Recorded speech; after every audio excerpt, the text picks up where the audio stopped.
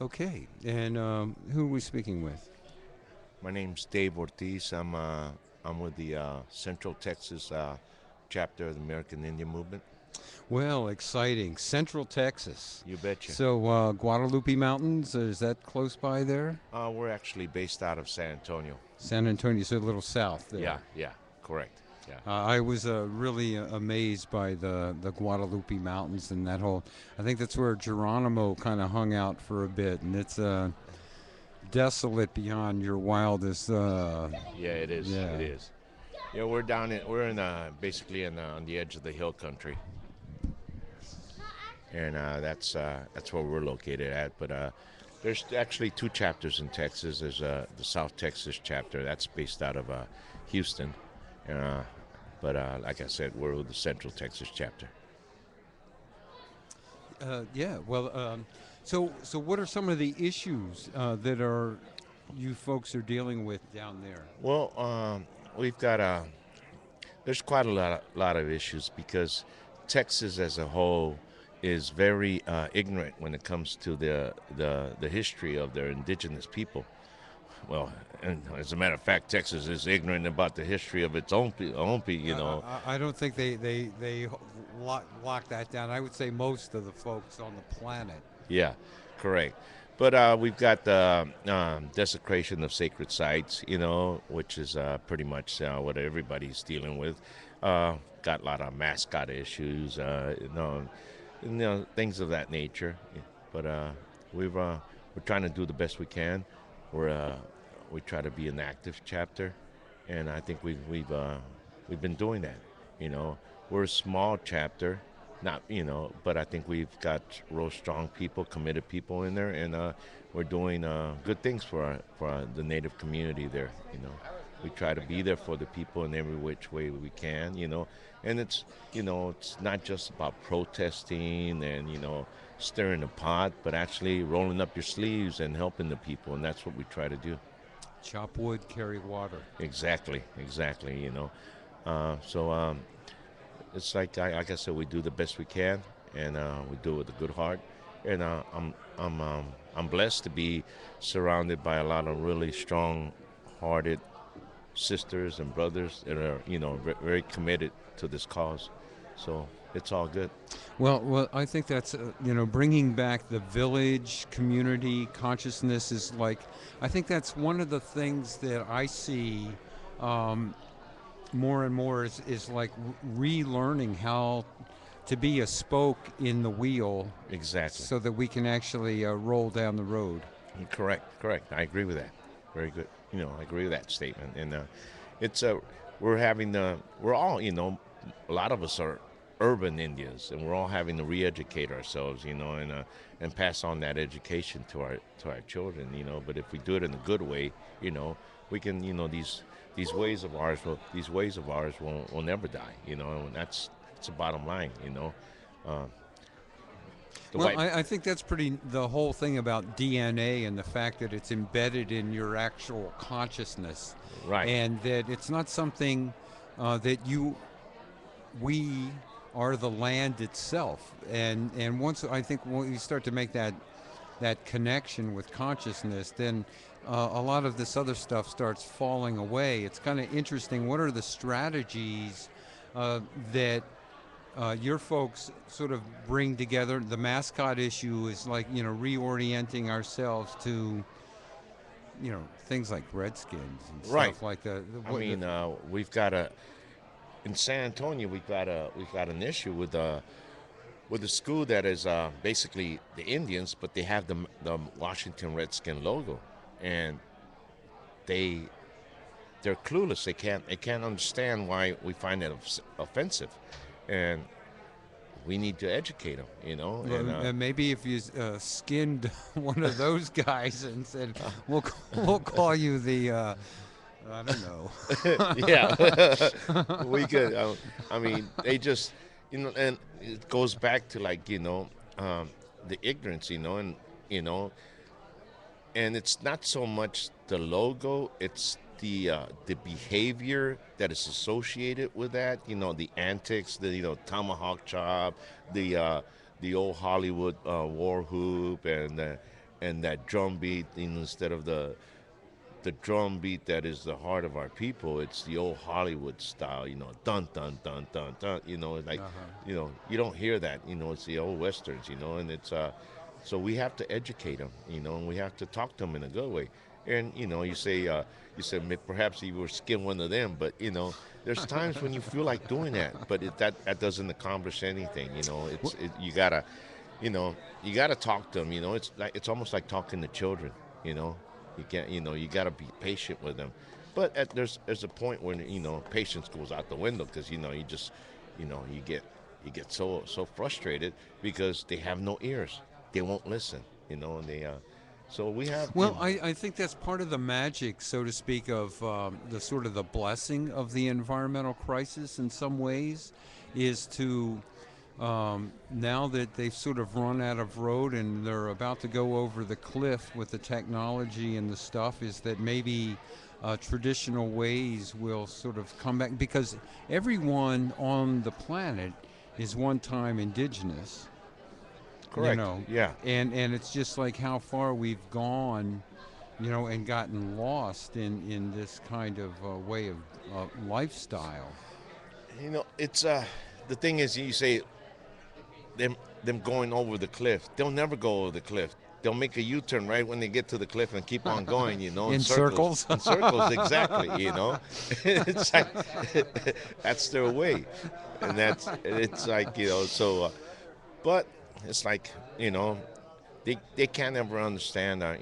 It's hard for them to understand our ways, our connection to the land.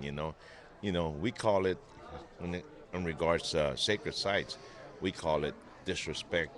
You know, you know. They call it progress. Everything's about. They destroy our sacred sites, but they do it in the name of progress. It's like they don't have a clue. But we need to however we sometimes you got to hit them over the head with a 2x4 to get their attention.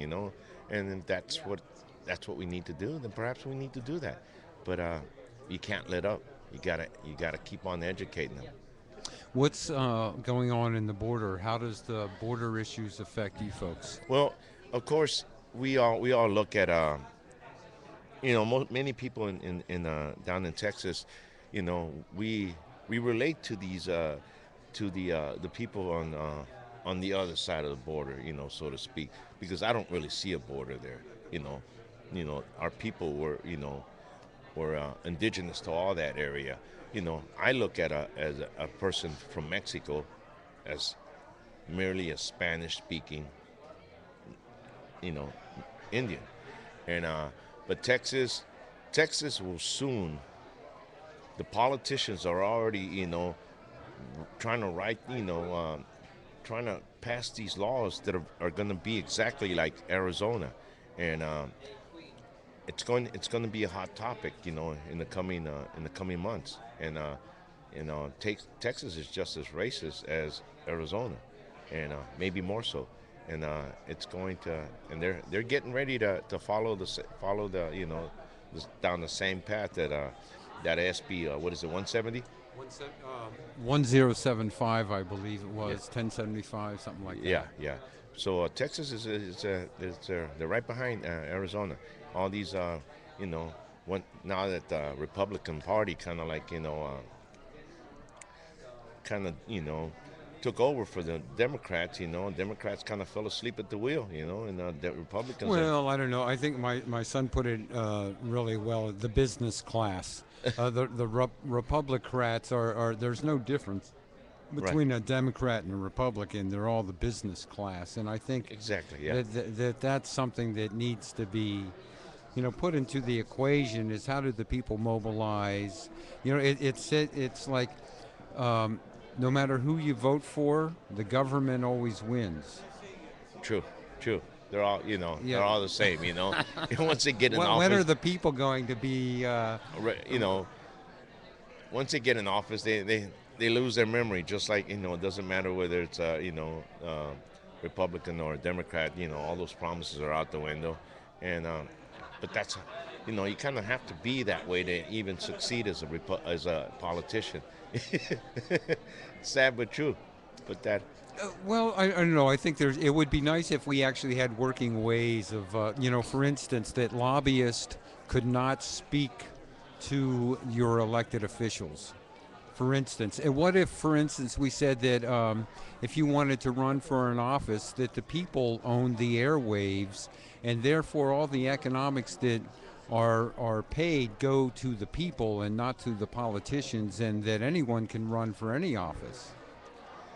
The airwaves belong to the people. You shouldn't have to pay $3 million to get your, and then maybe you would start talking about issues instead of personality conflicts. well, if you're talking about a world without lobbyists, all these politicians are going to fight you tooth and nail to try to get to keep them because that's what lines their pockets. Yeah, what did they say? There's like 30 lobbyists for every, just for the insurance companies alone. Right, right. Every elected official has 30 lobbyists, wine and dining. Right. And Lining his pockets, and it's like, that's the grease that keeps the wheel moving. well, and then it sort of goes back to democracy being sort of mob rule. Yeah. That is orchestrated by the economics, and how do we get back into, say, a traditional vision intention that's sort of recognizing the youth, your elders, what is sacred, what does sacred mean, and then how do you act in response to that? Well, when you say traditional, whose tradition? You don't, you can't, they'll never recognize our traditional ways. They it's beyond their grasp. So when you say traditional, it's like, and we won't ever adopt their traditions. I won't. Oil and water. Exactly. Well, one of the things, we just came back from Tucson, Arizona, dealing with some of the border issues down there with the Tohono O'odham last week. And one of the thoughts was that, okay, well, maybe the border, the spiritual border, so to speak, that separates this physical realm and the place of our ancestors and the visions of tomorrow, is that maybe if you have some kind of policy, what is it, do unto others? If you don't let people in through and move through the physical world, maybe you're going to inhibit your own self on the sort of the spiritual etheric. Right. What's the border patrol of, what do they call it? The string theory 11 planes look like. The Minutemen out there. It's like, I mean, it's basically, another word for the KKK out there. It's like that whole topic is going to explode big time, and it is. I see a lot of violence with the whole border issue, because people are going to stand up and voice their opinion, and it's just it's unfortunate that's going to happen. It seems like right now what we have, like within the Tohono O'odham, you have the military-industrial complex with the Border Patrol and Right. all of their abuse and the economics that they bring with it. And then you have the drug cartels and all of their craziness. And then you have the whole NAFTA scenario with Article 27 of the Mexican Constitution being repealed, with and subsidize food that goes and bankrupts the local farmers. It seems like everybody is squishing the traditional indigenous lifestyle. It's like they, America, the United States, on one hand, it says we don't want them here, but on the other hand, they're like, we need them. We need their labor. We need to trade with them. We need, so it's either, make up your mind. What do you want? What do you want? Well, I think the Article 27 issue is like, for folks that aren't quite up to speed with that, is the land was set aside for the traditional folks to farm. There was always going to be land to feed the people, and it could not be sold. And so NAFTA, mandated that they give up that thing, and that's when, and simultaneously with the subsidized corn that came into the country. The white man's not going to give up any land. he, he's not. They're not giving up anything. No matter NAFTA, any land that's supposed to be subsidized for the people, it's not going to happen. It's not going to happen. It's my take on it. So here we are, folks. It's 2010. Believe it or not, I don't think anybody, at least of my generation, we thought getting to 30 was going to be impossible, and here we are. Okay, so, well, maybe we'll let you say a few more words, and I'm going to go find somebody else to talk to. You can. That'll be great. Yeah. All right. I just wanna say that I'm glad that I was able to make this trip up here. I want to thank AIM West for inviting us and making us feel at home here. I'm always here to support Tony Gonzalez, who's doing a good job of running AIM West, and I'm enjoying myself. It's a good turnout. A lot of powerful speakers and a lot of wisdom that is being shared and a lot of information. And it's all good. We're going to go our separate ways, and we're going to take all this that we learned here, and we're going to use it in a good way, in our communities. So.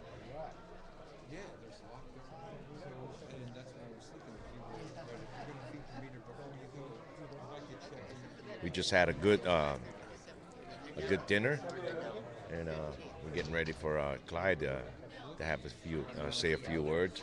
It's always good to hear Clyde. He's a strong speaker. He motivates people. And so it's all great. So with that, I'm gonna go enjoy myself and visit. So you guys, we'll catch you later. So you're out of here? Yeah. Okay, I'm going to jump back in. All right. All right. Well, once again, could you give us your ID, your name, and Okay, website? My name's Dave Ortiz. I'm with the American Indian Movement Central Texas chapter, and based out of San Antonio. Oh, and can I say something else? Yeah. I would like to bring awareness to a situation in South Dakota.